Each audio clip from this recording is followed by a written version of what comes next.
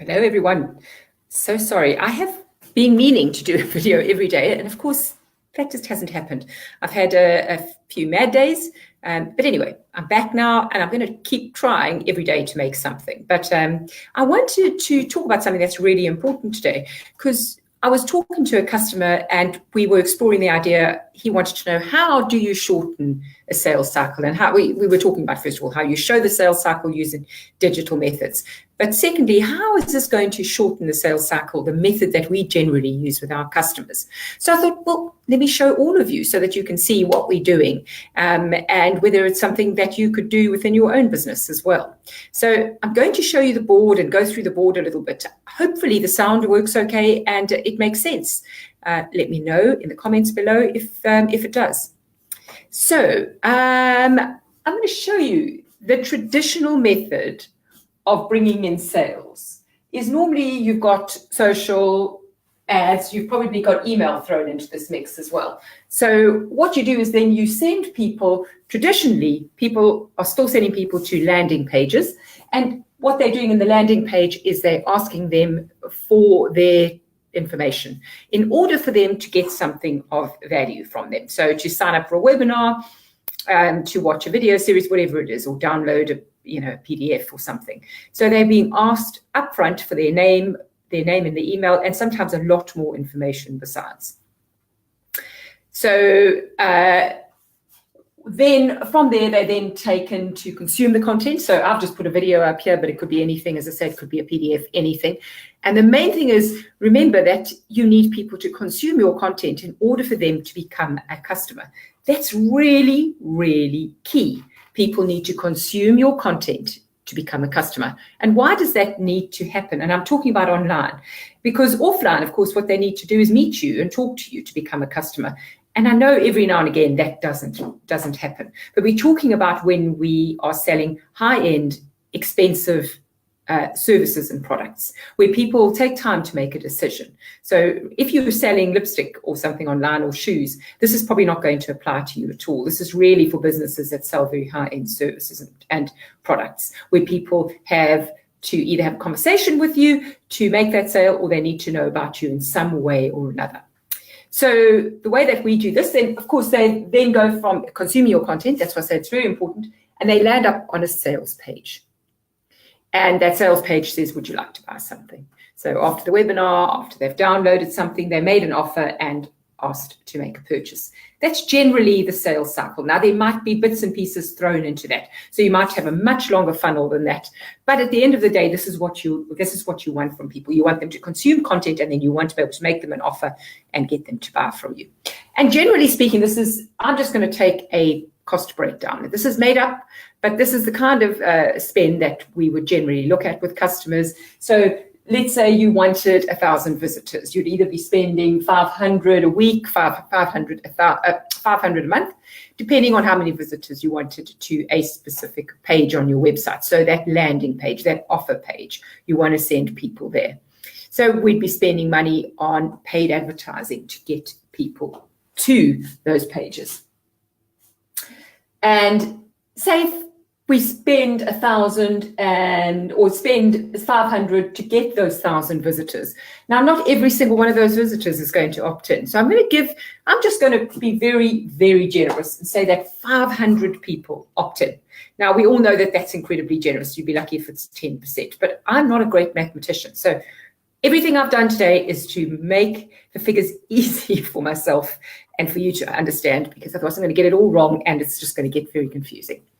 So let's say 500 people opt in. So now you've paid £2 for a lead, because you've paid the 500 and you've got 1,000 visitors.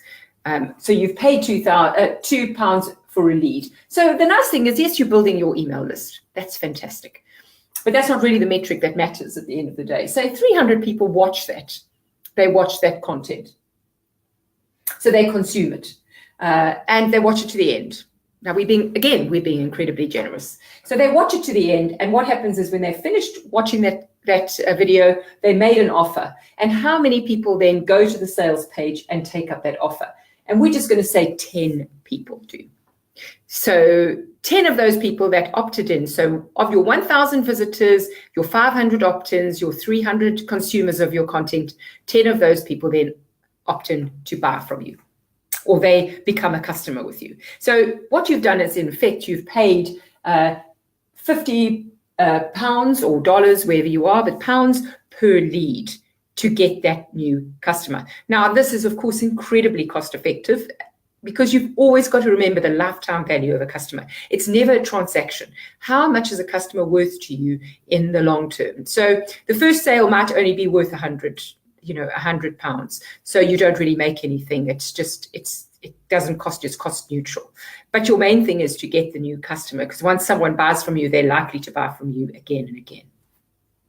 Okay, so now we've got this customer. How do we go about shortening the sales cycle? Because believe you me, this sales cycle can take quite a long time.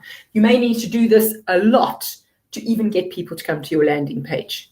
And it's a very long sales cycle, particularly when it comes to more expensive products. So you have to produce a huge amount of content here in order to attract them to your landing page. So how can we shorten this? And this is the way that we shorten the sales cycle.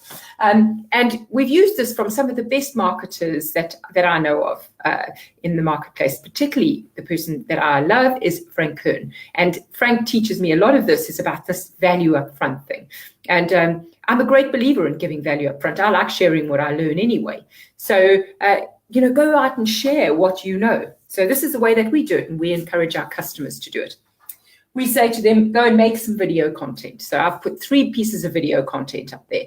Now, the reason I've spoken about using video content, I know not everybody's comfortable, but I'm telling you to get comfortable with video, because you could also do explainer videos. You could also do, tutorial videos like I'm doing at the moment.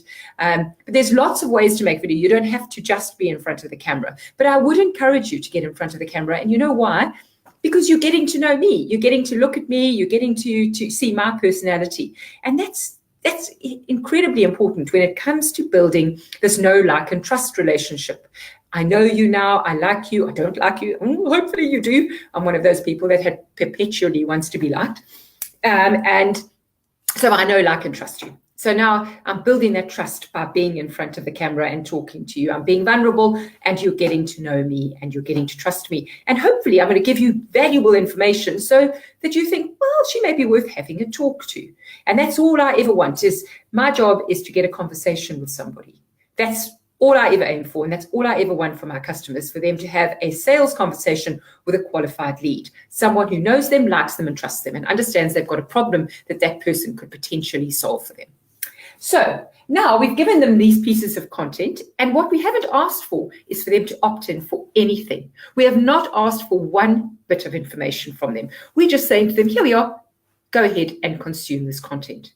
So people will say to me, well, now what am I going to do? I can't email these people. I don't know who they are, because you're building a list on social or on Google. What you're doing is you're building a list, but you can't see this list. It's called a customized list. So it's people that are watching your videos, and a list of those people is building up, but it's not data that you have access to, as in, like a list of people. But what you do have is you have this customizable list that you can say, I'd like to remarket to people who watch my video content.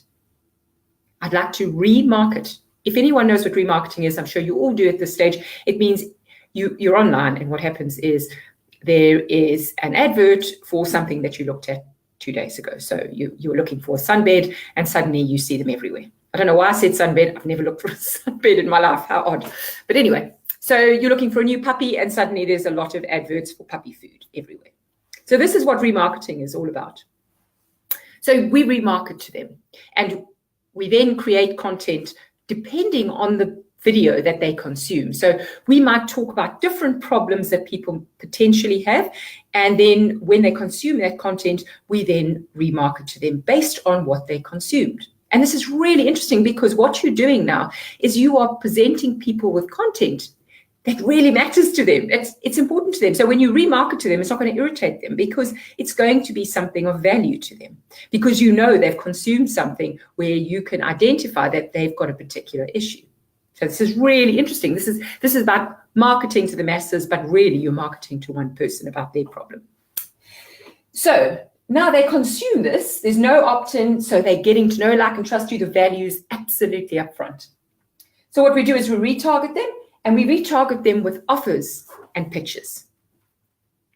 Now, this is where you've really got to think, and you've got to be really clever and know what that offer and what that pitch is going to look like. But that's what we do or I do with a lot of my customers, is mapping out this whole journey. So if they watch this content, what potential problem do they have, and what could we retarget them with that would be of use to them? Now, these offers do not need to be buy. They could be to come to an event. They could be to join them somewhere, to perhaps take up a special offer that you've got on at the moment. It might even be, to jump on a call for 15 minutes to solve a particular issue. Also, demonstrations, a free demonstration of our product, particularly software vendors. This is really important. So you can give someone a free demo based on the problem that they are experiencing because they've consumed a piece of content.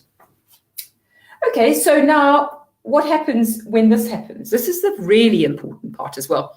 There's a couple of things that happen. So I think I'm just going to put that down a little bit so you can see. This is my artwork. And what happens is when you use this system over here is that, first of all, the speed to sale goes up. Why? Because people are getting to know you, like you, and trust you.